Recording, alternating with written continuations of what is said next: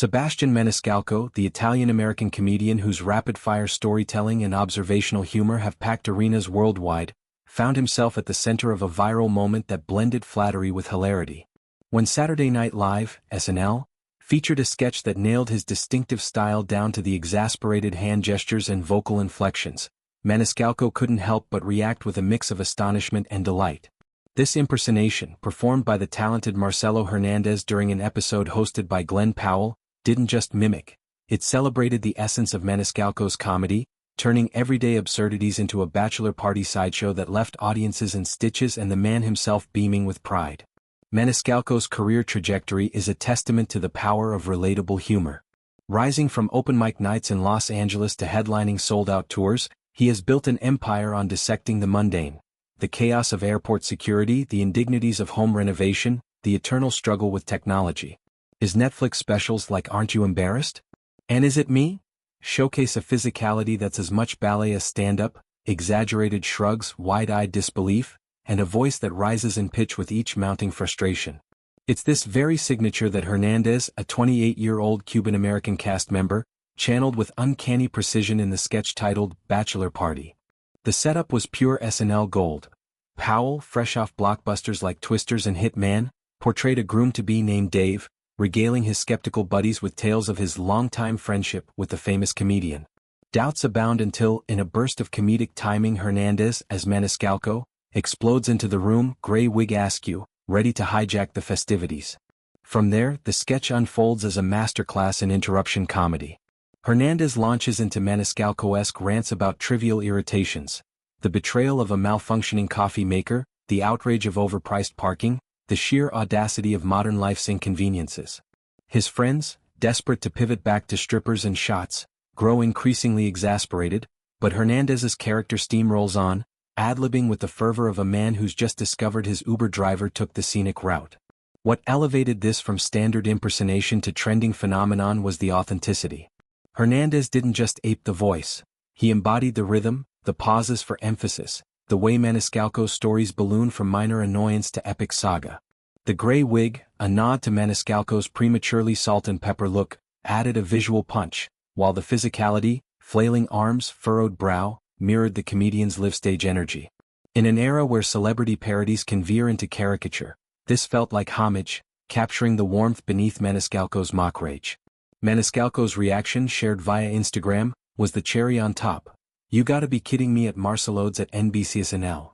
Accompanied by the clip, his post radiated genuine awe, a rare vulnerability from a performer who's all bluster on stage. Fans flooded the comments, echoing his sentiment with fervor. "Love Marcelo. Best skit of the night," proclaimed one, while another marveled. "His impression is perfect." A third chimed in with unbridled enthusiasm. "Finally a hilarious skit." This outpouring underscores SNL's enduring appeal as a cultural barometer, where a well-timed spoof can bridge generations and genres. Hernandez's prowess in impressions is no fluke. Since joining the SNL cast in 2021, he's become the go-to for Latinx icons and beyond. The sultry swagger of Bad Bunny, the bombast of Tekashi 6ix9ine, the old-school charm of Desi Arnaz. His Bad Bunny sketches in particular have gone viral, blending linguistic flair with spot-on physical comedy. Yet, tackling Maniscalco, a comedian whose style is so intrinsically tied to personal anecdotes, required a deeper dive. Hernandez spent hours studying clips, internalizing not just the laughs but the heart. In interviews, he's spoken of the honor in paying tribute to fellow performers, viewing impressions as love letters rather than jabs. For Maniscalco, the sketch arrived at a fortuitous time. Fresh off promoting The Irishman and gearing up for another tour, the exposure reaffirmed his cultural footprint. Comedy, at its core, thrives on recognition. Being gotten by SNL validates the artist's voice in a crowded field. Maniscalco has long credited his family's immigrant roots for his material, the clashes between old-world expectations and new-world chaos, but seeing it distilled into 7 minutes of TV magic must have felt surreal. It's a reminder that humor is connective tissue. What starts as solo riffing on life's slings becomes communal catharsis when echoed back. The broader impact of such sketches ripples through entertainment.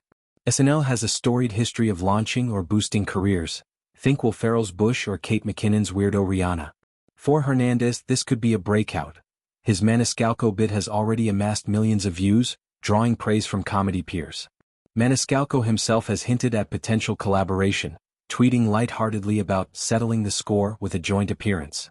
In a post-pandemic world craving levity, these moments remind us why we tune in, not for perfection but for the joy of shared absurdity. Delving deeper, the sketch's genius lies in its structure. Bachelor parties are fertile ground for comedy, awkward toasts, ill-fated games, but infusing Maniscalco's voice turns it into a pressure cooker of escalating hilarity. Powell's straight-man frustration amplifies Hernandez's chaos, creating a dynamic akin to classic duos like Abbott and Costello. It's meta too. Maniscalco's real-life stories often involve social faux pas, so parodying him derailing a party is poetically apt. Fans' reactions reveal the sketch's resonance. Beyond laughs, it sparked nostalgia for Maniscalco's early specials, where he'd mime wrestling a stubborn showerhead or navigating a family dinner gone awry. Comments sections brimmed with, "This is exactly how my uncle talks." Proof that Maniscalco's universality transcends demographics. For younger viewers discovering him via SNL, it's an entry point to a comedian who's sold over 1 million tickets without a single TikTok. Maniscalco's career milestones add gravitas to this moment. From valet parking at Dodger Stadium to starring in About My Father with De Niro, his ascent is bootstrapped grit. The SNL nod feels like coronation, especially amid a comedy landscape shifting toward podcasts and specials. Yet, Maniscalco remains grounded, often joking that his success means affording better wine for his rants. In essence, this impersonation isn't mockery, it's mirror. Hernandez held up a funhouse reflection of Maniscalco's brilliance, and the comedian's gracious response solidified their mutual respect. As SNL marches into its 50th season, bits like this endure, capturing zeitgeist while honoring trailblazers. For Maniscalco, it's validation.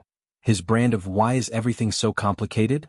Comedy isn't just funny, it's iconic. And in a world of scripted perfection, a little ad-libbed chaos is the best party favor.